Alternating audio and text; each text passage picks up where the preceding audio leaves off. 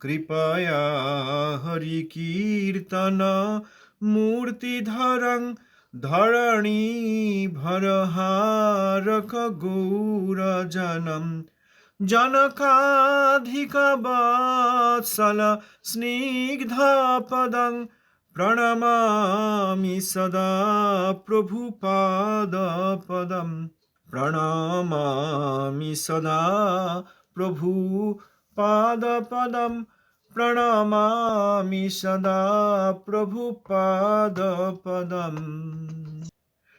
हरि नाम सुकीर्तन कीर्तिधरं धरणीगत जीवगणार्तिहरं हर नारद माधव गीतगुणं गुणहीनमदेकगतिं हि भजे गुणहीनमदेकगतिं हि भजे कचित् पुनर्गौरवनन्तचारी सुरापगातिररजो बिहारी पवित्र कौपीन करङ्कधारी नमो नमो गौरकिशोर तुभ्यं नमो नमो गौरकिशोर तुभ्यं नमो नमो गौरकिशोर तुभ्यं। पतित पावन श्रील गुरु महाराज जी की जय। अष्टोत्तर शत श्रील गौरी आचार्य भास्कर प्रभुपाद श्रील भक्ति सिद्धांत सरस्वती गोस्वामी ठाकुर जी की जय। सपार्षद श्रील प्रभुपाद की जय। अवधूत कुलोचरामणि श्रील गौर किशोर दास बाबाजी महाराज की जय। श्री श्रील सच्चिदानंद भक्तिनाथ ठाकुर महाशय की जय। श्री रूपानु आचार्य की जय। भजनानंदी और समागत भक्तबृंद की जय। सकले चरणे दंडवत प्रणाम। আমরা গতকাল ভক্তি ও ভণ্ডামি এই নিবন্ধ থেকে পড়েছি। এই সব বিষয়ে অনেক প্রশ্ন আসছিল। আমাদের গতকাল অনেক সময় পর্যন্ত এই সব আলোচনা করা হয়েছে। এখনো কি কোনো প্রশ্ন অবশিষ্ট আছে? एक चीज है प्रभु जी, मैं सोच रहा था आपसे डिस्कस करूंगा। जैसे जैसे हम लोग जैसे लोग हैं, जैसे मंदिर में जाते हैं, पैसा दान करते हैं ना प्रभु। जैसे हम लोग सोचते हैं कि भगवान या वैष्णव का सेवा में लग जाए वो पैसा। तो कभी कभी देखते हैं कि मतलब जैसे महाराज लोग का बर्थडे आ रहा है, वो बड़ा केक बना के बर्थडे का केक काट रहे हैं वो लोग। तो मैं सोच रहा था उनको, यार ये पैसा इनको किसी ने इनको पर्सनल यूज के लिए दिया या भगवान का पैसा दान मिला, वो अपने लिए केक सेलिब्रेट कर रहे हैं वो लोग ना। मतलब मान लीजिए कोई गुरु है, वो नहीं कर रहा, लेकिन जो उसका शिष्य है वो लोग केक खरीद के लेके आए काटने के लिए। The Guru is allowing. If Guru is allowing, then that is everything is approved by Guru. দেখুন, এই বার্থডে কনসেপশনটা আর ব্যাস পূজা কনসেপশনটা একদম আলাদা। বার্থডে, জন্মদিন পালন, এইগুলি সব প্রাকৃত ধারণা। আর ব্যাস পূজা, যাঁর হৃদয়ে ব্যাসদেব আছেন, যিনি ব্যাসদেবের প্রতিমূর্তি, তাঁর পূজা। আর ব্যাস পূজায় যাঁর ব্যাস পূজা করা হচ্ছে তিনি পূজা নেন না। তিনি সেই সব পূজার সামগ্রী গ্রহণ করে তিনি ভগবানের সেবা করেন। ব্যাস পূজা নেওয়ার মতো ব্যক্তি জগতে পাওয়াই যায় না। কিন্তু আজকাল সবারই ওই জন্মদিনটাকে ব্যাস পূজা বলা হচ্ছে। আচ্ছা, জন্মদিন কার জন্ম হয়েছে বলুন তো? পরম বৈষ্ণবের যেটা আবির্ভাব, সুখদেবের যে আবির্ভাব, সেটি প্রাকৃত আবির্ভাব নয়। অনেক কিছু বোঝার আছে। যিনি নিত্যসিদ্ধ পার্ষদ, তার কিন্তু এই প্রাকৃত জন্ম নয়। আমরা মনে করি ওই তো ওনার বাবা, ওই তো ওনার মা। না, ও বাইরের অভিনয় মাত্র। প্রকৃত জন্মটি প্রাকৃত নয়। যেমন কৃষ্ণের আবির্ভাব। কৃষ্ণ যখন আবির্ভূত হলেন, তার মাথায় মুকুট ছিল, পরনে বসন ছিল। তিনি আবির্ভূত হয়েছেন, এই আমাদের মতো প্রাকৃত জন্ম হয়নি তার। যেমন কৃষ্ণের আবির্ভাব, তেমনি নিত্যসিদ্ধ বৈষ্ণবেরও আবির্ভাব। প্রভুপাদের আবির্ভাব প্রাকৃত আবির্ভাব নয়, তার গায়ে পৈতে ছিল। পৈতে নিয়ে কারোর প্রাকৃত জন্ম হয়? ওনার প্রাকৃত জন্মই হয়নি।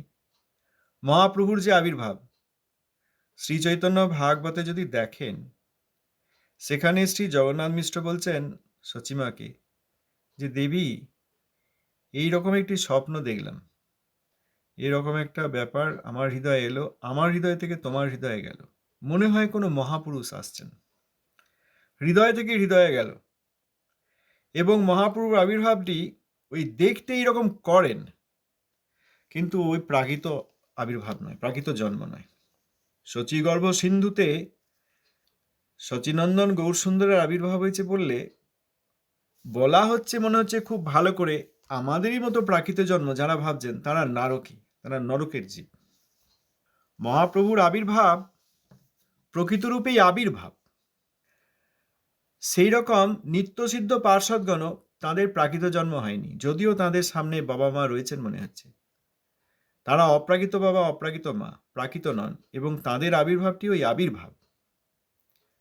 আবির্ভাব তিরোভাব আমরা বুঝতে পারি না। তাহলে যদি কেউ সাধন সিদ্ধ হন তাহলে তার জন্মটিও বিশেষ জন্ম। নিত্যসিদ্ধের কথা হলো একদম ভগবানের মতো। আর যদি কেউ সাধন সিদ্ধ হন তার জন্মটিও প্রাকৃত জন্ম নয়। কেন না, তিনি সাধনার বিশেষ স্তরে আছেন, এই জন্মে সিদ্ধি লাভ করেছেন। অতএব তার জন্মটিও সম্মানীয় জন্ম। এর আগের আমরা অনেক জন্ম পেয়েছি, কিন্তু কোনো জীবাত্মা যদি এই জন্মে সিদ্ধি লাভ করেন, স্বরূপ সিদ্ধি লাভ করেন, তাহলে তার এই জন্মটি বিশেষ জন্ম, সেটিকেও সম্মান করা যায়। না হলে দেখুন, যদি জন্মের পর যদি কোনো ব্যক্তি মনে করুন তার মা বাবা প্রসাদভোজী নন, হ্যাঁ প্রসাদভোজী নন, হরিনাম করেন না, বরং অমেধ্যাদি খান, মাছ মাংস খান, সেই বাবা মার থেকে কোনো জীবাত্মা দেহপ্রাপ্ত হলো। পরে যদি সেই জীবাত্মা হরিভজন করেন তাহলে প্রথমেই যেটি হবে তার সেটি হচ্ছে দিব্য জন্ম, মানে দীক্ষা। দীক্ষা মানে কি? দিব্য জন্ম। আমরা ওই দীক্ষাকে একটা ইনস্টিটিউশনাল মনে করে নিয়েছি, যে এরকম গুরু থাকবে, মাথা নেড়া করে যাবে, একটা পঞ্জিকা দেখে ভালো দিন করা হবে, সকালবেলায় স্নান করে যাবে, নতুন কণ্ঠী, তিলক ইত্যাদি নতুন বস্ত্র দিয়ে গুরুদেব মন্ত্র দেবেন। এইটিকে আমরা দীক্ষা মনে করি। হ্যাঁ, এটি একটি অনুষ্ঠান ঠিকই, দীক্ষার অংশ, কিন্তু প্রকৃত দীক্ষা মানে দিব্য জন্ম। তাহলে যেদিন যখন তার দিব্য জন্ম হচ্ছে সেই দিব্য জন্মটিকে সেলিব্রেট করা যায়, যে একজন জীবাত্মা তিনি এই শরীর ধারণ করেছিলেন, হ্যাঁ তার বাবা মা মৎস্য মাংসাদি খেতেন, তিনিও ছোটবেলায় হয়তো খেয়েছেন, তারপর পরিত্যাগ করেছেন, সাধনা করেছেন, বৈষ্ণবের আনুগত্য করেছেন। এখন আর বলা যাবে না পূর্বে তিনি মাছ মাংস খেতেন, তাহলে পূর্বদোষ ধরার জন্য অপরাধ হয়ে যাবে। আচ্ছা, তাহলে সেই জীবাত্মা এখন সাধনা করছেন, সাধনা করতে করতে অপরাধ অনর্থ নাশ হয়ে তিনি মুক্ত হয়েছেন। এখন তিনি শুদ্ধভাবে হরিনাম করেন, শুদ্ধভাবে হরিনাম করতে করতে সম্বন্ধ জ্ঞানের সঙ্গে তিনি স্বরূপ সিদ্ধি প্রাপ্ত হয়েছেন। তাহলে তিনি দিব্যজ্ঞান প্রাপ্ত হয়েছেন, এই জন্য তার এখন দিব্য দৃষ্টি রয়েছে। তাঁর দিব্য দৃষ্টিতে, তার দিব্য ধারণায় তিনি বৈকুণ্ঠে অবস্থান করেন, বৈকুণ্ঠের পার্শ্বদগণের অধীনে অবস্থান করেন। তার সব কিছুকেই সেলিব্রেট করা যায়, তার দিব্য জন্মকে সেলিব্রেট করা যায়, তার ভজনকে সেলিব্রেট করা যায়, তার ভজনের যেসব হরিকথা সেগুলি শোনা যায়। কিন্তু ফিরে গিয়ে যদি আমরা বলি ও এই দিন তার মাছ মাংস খাওয়া বা অন্যান্য প্রাণী হত্যা করে খাওয়া, মা বাবার কাছ থেকে, মা বাবার পিতার ঔরসে মাতার প্রাকৃত গর্ভে জন্ম হয়েছিল শরীরটার প্রাকৃত শরীরটার জন্মটাকে যদি পালন করা হয়, সেই দিন যদি কেক কাটা হয়, সেটাকে যদি গুরু পূজা বলা হয়, তাহলে সেটা কি গুরু পূজা হচ্ছে, না অমেধ্যাদি ভোজন করে যে মা বাবা তাদের ঔরসে প্রাকৃত শরীরের জন্ম সেইটার পালন হচ্ছে? এটা আমাকে বুঝিয়ে বলুন। এই কথাটি বুঝতে পারলে যত এই গুরুদেবের জন্মদিন, গুরুদেবের পূজা, তারপরে আরতি, তারপর পা ধুয়ে জল খাওয়া, তারপর কেক কাটা, আরতি করা, যত কিছু বলবেন সব নস্যাৎ হয়ে যায়, ওইগুলি সব বাদ হয়ে যায়। জগতের লোক তো এইটিই করছে। ঠিক আছে। এবার যদি গৌর সুন্দরের আবির্ভাব হয়, ওটাই আমাদের মতো প্রাকৃত আবির্ভাব নয়, প্রাকৃত জন্ম নয়, ওটা আবির্ভাব, অপ্রাকৃত আবির্ভাব, নিত্যসিদ্ধ পার্শ্বদের আবির্ভাব। হ্যাঁ, তার ওই যেদিন তিনি এই অপ্রাকৃত শরীর নিয়ে গায়ে পইতে নিয়ে এসেছিলেন, সেই দিনটি ব্যাস পূজা, প্রবাদে ব্যাস পূজা, সেই দিনটি ব্যাস পূজা। আবার সাধন সিদ্ধ বা নিত্যসিদ্ধ তাঁদেরও হবে, কারণ তারা যদি সিদ্ধ হয়ে থাকেন তারা ওই দিব্য জন্মই পেয়েছেন। এখন সাধন সিদ্ধ নিত্যসিদ্ধ আমরা জানি না, সিদ্ধ পেলে তার আমরা ভজন করব। তার আবির্ভাব সাধারণ আবির্ভাব, আমাদের মতো জন্ম নয়। তাহলে আপনি এবার বলছেন যে অর্থাদি লোকজন দিচ্ছে, তারা কি তাকে পার্সোনালি দিচ্ছে না ভগবানের সেবা দিচ্ছে? খুব ভালো কথা, খুব ঠিক বলেছেন। সব জায়গাতেই তো তাই হচ্ছে। শিষ্যের সংখ্যা, শিষ্যের অর্থ, শিষ্যের প্রণাম, শিষ্যের সম্মান প্রতিষ্ঠা সবই তো এই তথাকথিত গুরুরা খেয়ে নিচ্ছে। প্রভুপাদের উপদেশামৃতে আছে যে ভগবানের সেবার জন্য দেওয়া বস্তু যিনি মাঝখান থেকে আত্মসাৎ করেন তিনি গুরুপদবাচ্য নন, তিনি গুরুব্রূপ, তাঁর মুখোশ উন্মোচন করা উচিত। Such Guru should be exposed. একথা প্রভুপাদ বলেছেন। আমরা তো প্রভুপাদের কথা শুনবো না, ঠিক করে নিয়েছি। আমরা যা চলছে জগতে সমাজে, যা দেখেছি, মনে যা বুঝেছি, সেই মনোধর্ম পালন করবো, এইটা আমরা ঠিক করেছি। তা এখন কি করা যাবে? এ আরতি নিয়ে নিচ্ছে, তো কতবার বললাম, কতবার আমরা আলোচনা করলাম, আরতি নিয়ে নিচ্ছে সেই গুরু। ওই আরতি একটা সেবা, পঞ্চপ্রদীপ সলতে, তারপর আরতি, ওই বাইরে প্রদীপ ঘোরানো হচ্ছে শুধু তাই নয়, শিষ্যদের হৃদয়ে আরতি আছে, একটা আকাঙ্ক্ষা রয়েছে যে আমি প্রকৃত গুরু, প্রকৃত বৈষ্ণবের সেবা করব। কিন্তু তাকে নিয়ে এসে বলা হচ্ছে ঠিক আছে, আমি তো প্রতিনিধি, আমাকে আরতি করো। এটাই তো সহজিয়া, এটাই সহজিয়া। ইতিহাসে দেখলি তো দেখা যাবে প্রভুপাদের শিষ্যগণ এইভাবে আরতি নেননি। প্রভুপাদের শিষ্যগণ নেননি, আমরা কি তার চেয়ে কেউ বড় যে আমরা আরতি নেব? এই আরতি নেওয়া, পা ধুয়ে নেওয়া, কেক কাটা, প্রণাম নেওয়া সবই বেকার। যেখানে হচ্ছে সেই স্থান পরিত্যাগ না করলে কখনো হরিভক্তি হয় না। আরতি নেওয়া মানে ওই হাত ঘোরাচ্ছে আরতি, সেইটা। আর এই ভগবানকে আরতি করাচ্ছে, সেই দীপশিখা চোখে নিচ্ছেন, হ্যাঁ সে ঠিক আছে, সে তো প্রসাদ নিচ্ছেন। সেবা নেওয়া, প্রসাদ নেওয়ার মধ্যে পার্থক্য আছে। কোনো একটা ব্যক্তিকে ওই প্রদীপ ঘুরিয়ে পায়ে ঘোরাচ্ছে, কোমরে ঘোরাচ্ছে, নাভিতে ঘোরাচ্ছে, মুখে ঘোরাচ্ছে প্রাকৃত ব্যক্তি, ওইটা আরতি নেওয়া হয়ে যাচ্ছে। ওইটা যিনি নিচ্ছেন তিনি সহজিয়া, তাকে ত্যাগ করতে হয়, তাকে ত্যাগ করতে হয়, যেখানকারই হোক, সে হিমালয়ের উপরে হোক, আর এভারেস্টের উপরে হোক, আর এই ভারত মহাসাগরের নিচে হোক, যেখানেই থাকুক তাকে ত্যাগ করতে হয়। হ্যাঁ, অতএব এই কেক কাটা ফেক কাটা, এগুলো কেক কাটা তো এই পশ্চিমী দেশের কেক কাটাটা, কেক যে কাটছে এটা পশ্চিমী দেশের ব্যবহার। আমাদের ভারতবর্ষেও কয়েক দশক আগে কেক কাটা বলে কোনো জিনিস ছিল না। একমাত্র খুব অভিজাত শ্রেণী যারা পশ্চিমী হাওয়া পেয়েছেন তারা করতেন। এখন গোটা দেশই পশ্চিমী হাওয়া পেয়ে গেছে। গুরুদেবের কেক কাটা হচ্ছে। अभी तो वो गांव-गांव में मतलब बच्चा लोग को याद रहता है कि हाँ मेरा आज बर्थडे है, হ্যাঁ, केक काटना है। কেক কাটনা হয়। আর এই গুরু তারা, তাদের মা বাবা শুয়োর টুয়োর খেত, হরিভজন করে নাই তো ওই জন্য বলা যাবে। করলে আর এসব বলার দরকার ছিল না, কারণ পূর্ব পাপ আর বলার দরকার নেই। কিন্তু হরিভজন করলো না, নিজে কেক কেটে নিচ্ছে, আরতি নিচ্ছে, পা ধুয়ে নিচ্ছে, পা ধোয়া জলটা লোকে খাচ্ছে, লজ্জা লাগছে না? আরে আমি দিনহীন পতিত, পতিত, আমার এই রক্ত মাংসের পা তুমি ধুয়ে জল খাচ্ছ, আর একটা জীবাত্মার শরীরকে দিচ্ছ, কত বড় অপরাধ! ছি ছি ছি, এটা বলছেন না, পতিত পাবন হয়ে বসে আছেন। এইগুলোই তো সহজিয়া, সহজিয়া পতিত পাবন। আচ্ছা, আর কে কি বলবেন? সবই তো তাই, তৃণাদবি শুনেছ তো, কপটতা করে করা হচ্ছে। আবার এরাই আবার জোরাত করে প্রভু প্রভু করবে, প্রণাম করবে, এইসব করবে। এসব লোককে না ছাড়লে কখনো হরিভজন হয় নাকি? এইসব লোককে প্রণাম করলে প্রভুপাদের সিদ্ধান্তকে অসম্মান করা হয়, এইটা কেউ বুঝতে পারছেন না। গুরুব্রুপকে সম্মান করলে, আরতি করলে, প্রণাম করলে, গুরুব্রুপের মন্ত্র জপ করলে, গুরুব্রুপকে মনের মধ্যে বা সিংহাসনের মধ্যে রাখলে প্রভুপাদের সিদ্ধান্তের বিরোধিতা করা হয়। প্রভুপাদের শিষ্য, আচ্ছা প্রভুপাদের একজন শিষ্য আছেন, একজন শিষ্য প্রভুপাদের শিষ্য, পরম বৈষ্ণব, আচ্ছা তার শিষ্য হলেন, ঠিক আছে, তিনিও ভজনাদি করেছেন, তার শিষ্য হয়েছে হয়তো, এখন এইসব আরম্ভ করে দিয়েছে, গুরুব্রুপ হয়ে গেছে, মনে করছে আমার গুরুর গুরুর গুরু হচ্ছে প্রভুপাদ। হ্যাঁ, কিন্তু উনি যে গুরুব্রুপকে প্রণাম করছেন, গুরুব্রুপের অপসিদ্ধান্তের সম্মান করছেন, গুরুব্রুপের দেওয়া মন্ত্র করছেন, এতে কি হচ্ছে? প্রভুপাদের সিদ্ধান্তের বিরোধিতা হচ্ছে। কই, আমি তো প্রভুপাদের সিদ্ধান্তের কোনো বিরোধ করিনি। না, যিনি করেন আপনি তো তাকেই সম্মান করছেন। যিনি বিরোধ করেন তার প্রতি যদি সম্মান থাকে মনের মধ্যে, তাহলে প্রভুপাদের সিদ্ধান্তের বিরোধ করা হচ্ছে না? এই তো হচ্ছে। ওই জন্য কারোর কিছু হচ্ছে না। ওই জন্য প্রথমেই অসৎসঙ্গ ত্যাগ করুন, তারপর অন্য কিছু বোঝা যাবে। হয়তো যতক্ষণ না হচ্ছে ততক্ষণ সব তর্ক আদি করছে। বলুন, আর কি বলবেন? এই জন্য তো আমি জিজ্ঞেস করি কবে ত্যাগ করবেন, এমনি বলি নাকি, বড় দুঃখে বলি। আর হরিভজন কি কেউ জানতে পারবে না, যাক ব্যবস্থা করে দিয়েছে না কলি। এই দেখুন কি বলছেন, ক্রোধের নিয়োগ ভক্ত ডিসিশনই কর্তব্য, এই কৃত্যবিমুখতাই বর্তমান প্রাকৃত সাহজিক সম্প্রদায়ের মধ্যে গুরুদ্রোহ উৎপন্ন করিয়াছে। আপনি বিচক্ষণ, আপনাকে এই কথা অধিক বলিতে আমার ধৃষ্টতা মাত্র। প্রভুপাদের পত্রাবলী 1931 সালে লিখেছেন, 25শে ফেব্রুয়ারি, 22শে গোবিন্দ 444 গৌরাব্দ, 13ই ফাল্গুন 1337, শ্রী চৈতন্য মঠ, শ্রীধাম মায়াপুর। লেখেন নাই মায়াপুর চৈতন্য মঠ, প্রভুপাদ লিখছেন শ্রী চৈতন্য মঠ, শ্রীধাম মায়াপুর। লিখেছেন মায়াপুর চৈতন্য মঠ, লেখেন নাই। এই পত্র বলছেন ক্রোধের নিয়োগ ভক্ত ডিসিশনই কর্তব্য। অনেকে বলেন রেসারেসি ছিল, ওইটা এবার আমি মানতে পারি না।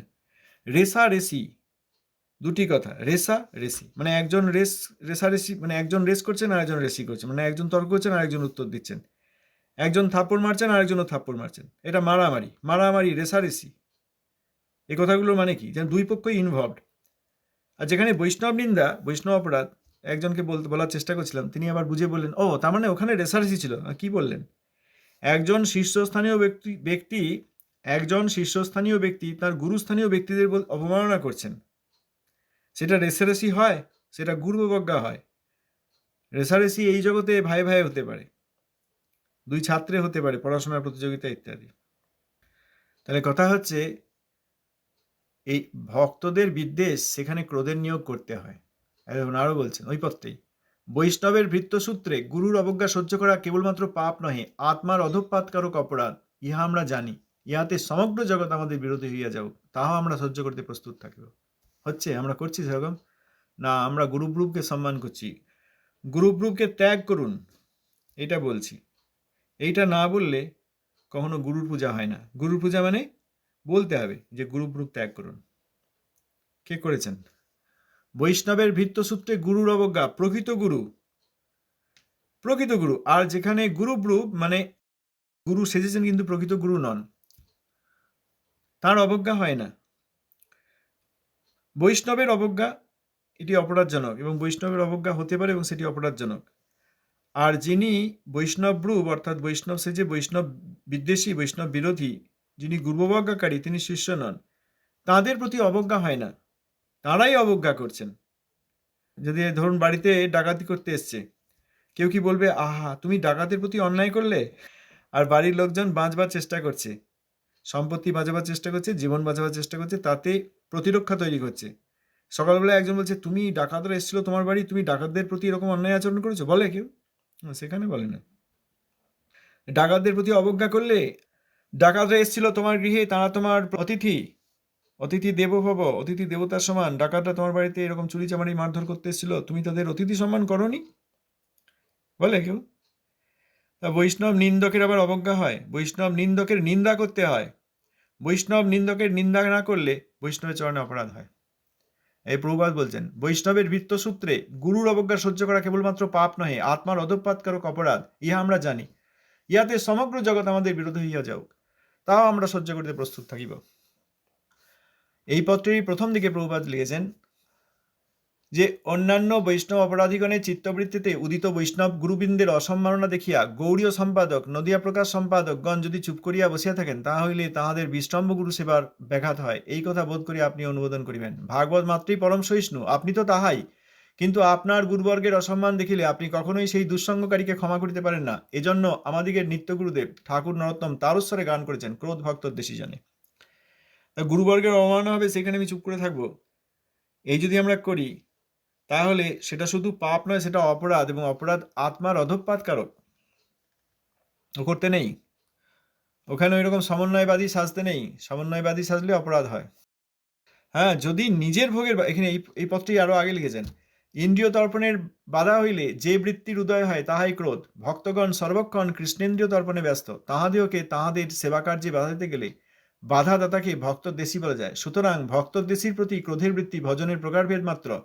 তাদৃশ ভজন বৃত্তিকে যাহারা সাধারণ ক্রোধের সহিত সমজ্ঞান করে, তাহারা নারকী। ভোগপর ইন্দ্রিয় তৃপ্তির ব্যাঘাত সহ্য করিবার শক্তি ভক্তের আছে, সুতরাং তিনি নিজের ভোগের অতৃপ্তিতে সহিষ্ণু, কিন্তু কৃষ্ণ সেবার দাতার প্রতি ক্রুদ্ধ হওয়ায় ভজন তৎপর। কৃষ্ণ সেবায় যারা বাধা দিচ্ছেন, গুরুদেবের যারা অসম্মান করছেন, গুরুদেবের পূজায় যারা বাধা দিচ্ছেন, গুরুদেবের মন্দিরের সামনে যারা গুদাম তৈরি করে দিচ্ছেন, গুরুদেবের মন্দিরে যাতে কেউ যেতে না পারে সেরকম ব্যবস্থা করে দিচ্ছেন, গুরুদেবের নামে পত্র এলে সেই পত্র যেখানে মূত্রত্যাগ করা হয় সেখানে ফেলে দিয়ে আসছেন, তারা কত বড় অপরাধী, তাদের মধ্যেও বৈষ্ণবতা আছে বলতে নেই। এইসব ব্যক্তি পরিত্যাগ না করলে কখনো ভজন হবে না, সময় নষ্ট করা হবে। प्रभु जी, जिसमें श्री चित्रा मठ को मासी बड़ी क्यों बोलते हैं, उसमें क्या सची माता का अपनी सिस्टर वहां रहती थी क्या? শ্রীমতী সর্বজয়া দেবী। सची माता की अपनी सिस्टर थी, हाँ। ऐसे cousin sister? No, her own sister, Shri Nilambar চক্রবর্তীর কন্যা, ডটার অফ শ্রী নীলাম্বর চক্রবর্তী, শ্রীমতী সর্বজয়া দেবী, সচী দেবী, সর্বজয়া দেবীর বাড়ি এইটা। মেসমশাই শ্রী চন্দ্রশেখর আচার্য, এই জন্য বলা হয় শ্রী চন্দ্রশেখর আচার্য ভবন বা মাসিমার বাড়ি, মহাপ্রভুর মাসিমার বাড়ি। এখানে মহাপ্রভু রূপিণীভাবে শক্তিভাবে লীলা করেছেন, নাটক করেছেন, অভিনয় করেছেন। সেই অভিনয় সকলে দেখতে এসেছিলেন, সচিমা দেখতে এসেছিলেন, বিষ্ণুপ্রিয়া দেবী দেখতে এসেছিলেন, অদ্বৈত আচার্য, শিবাস ঠাকুর সবাই দেখতে এসেছিলেন। ব্রজপত্তন বলা হয়, তবে সন্ন্যাসের আগে। শক্তিভাবে লীলা করেছেন। যে রাধাভাব নিয়ে এসছেন সেই রাধাভাবের প্রথম প্রকাশ ওইখানে অভিনয়ের মাধ্যমে করেছেন রুক্মিণী রূপে। আর নবদ্বীপ মণ্ডল সমগ্রই ব্রজ, এই শ্রী চন্দ্রশেখর আচার্য যেখানে এখন শ্রী চৈতন্য মঠ, সেইখানে প্রথম প্রকাশিত হয়েছে বলে পত্তন মানে শুরু। ব্রজে সমগ্র ব্রজমণ্ডল নবদ্বীপে, সেই নবদ্বীপের ব্রজমণ্ডলের আত্মপ্রকাশ শুরু বলে এইটিকে ব্রজপত্তন বলা হয়। গৌড়ীয় ভাষ্য শ্রী চৈতন্য ভাগবত মধ্য 21:144 প্রভুপাদ বলছেন, অনেকে সমন্বয়বাদের ছলনায় সাধুগুরু বৈষ্ণবের নিন্দা শ্রবণ করিয়া তুষ্ণীম ভাব অবলম্বন করে, তাহারা বহু জন্ম অধঃপাতে পতিত হয়, তাহাদের সকল সৌভাগ্য ক্ষীণ হইয়া পড়ে। নিন্দাং ভগবত শৃণ্বন তৎপরস্য জনস্যবা তত না পৈতি য সুঅপি যাত্তধ সুকৃতাচ্যুত। ভক্তি সন্দর্ভ 265 সংখ্যা দ্রষ্টব্য হয়েছে। সমন্বয়বাদ, আমরা সব সমন্বয়বাদী, ওই জন্য আমরা বলছি ও রেসারেসি ছিল, এই জন্য আমরা বলছি না তার মধ্যে বৈষ্ণবতা ছিল। এত বড় গুরুবর্গ, প্রভুপাদের শিষ্যগণ যার গুরু সমান, সেই ব্যক্তি প্রভুপাদের শিষ্যগণকে এমনকি নিজের দীক্ষা গুরুকেও অসম্মান করলেন, এত ভয়ঙ্কর সব অসম্মান করলেন, তাকেও যদি বলা হয় তার মধ্যে বৈষ্ণবতা ছিল, তাহলে এটাকে বলে সমন্বয়বাদ। এই সমন্বয়বাদ একটা ছলনা। প্রভুপাদ বলছেন, অনেকে সমন্বয়বাদের ছলনায় সাধু গুরু বৈষ্ণবের নিন্দা শ্রবণ করিয়াও তুষ্ণীম ভাব অবলম্বন করেন বলেন নাই, কারণ তাদের সম্মান নেই। তাহারা বহু জন্মে অধঃপাতে পতিত হয়, তাহাদের সকল সৌভাগ্য ক্ষীণ হইয়া পড়ে। ভক্তি সন্দর্ভের শ্লোক, নিন্দাং ভগবত শৃণ্বন, এই শ্লোক প্রমাণ দিয়ে প্রভুপাদ লিখেছেন গৌড়ীয় ভাষ্য শ্রী চৈতন্য ভাগবত মধ্য 21:144। সুতরাং যারা এই সমন্বয়বাদের ছলনায় এই গুরুবজ্ঞাকারী গুরুদেবের সমান ব্যক্তিদের অবমাননাকারীর বৈষ্ণবতা আছে মনে বলেন, তাদের সঙ্গে একমত হওয়া যায় না, হলে প্রভুপাদের অসম্মান করা হয়। আমরা শুনছি কি শুনছি না, আমরা পালন করতে চাই কি পালন করতে চাই না, আমরা ভণ্ডামি কবে বন্ধ করব, এটা আমাদের প্রশ্ন হওয়া দরকার। সমন্বয়বাদ একটা ভয়ঙ্কর জিনিস, এটা এই প্রাকৃত জগতে সমন্বয়বাদ। দুই পক্ষেই আছি, দুই পক্ষকেই সম্মান করি, বৈষ্ণবকে সম্মান করি, বৈষ্ণব বিদ্বেষীকেও সম্মান করি। এই যারা করছেন তারা সমন্বয়বাদী। এই সমন্বয়বাদ একটা ছলনা। সমন্বয়বাদের আশ্রয় নিয়ে, সমন্বয়বাদের পিছনে মুখ লুকিয়ে সাধুগুরু বৈষ্ণবগণের নিন্দা শ্রবণ করেও তুষ্ণীম ভাব মানে চুপচাপ থাকা, দুইজনকেই সম্মান করা। এই জগতে যেটা হয় যে আমি কোনো রাজনীতি করি না, দুই দলকেই আমি চাঁদা দিই, দুই দলের লোকই আমার বাড়িতে আসে, এইরকম ব্যাপার, যেন সবই যেন রাজনীতি হয়ে দাঁড়িয়েছে। এখানে তো এই ভাগবতের প্রমাণ রয়েছে, ভক্তি সন্দর্ভ তো ভাগবতেরই। ভক্তি সন্দর্ভ ভাগবত আর প্রভুপাদের পত্রে কোনো পার্থক্য আছে নাকি?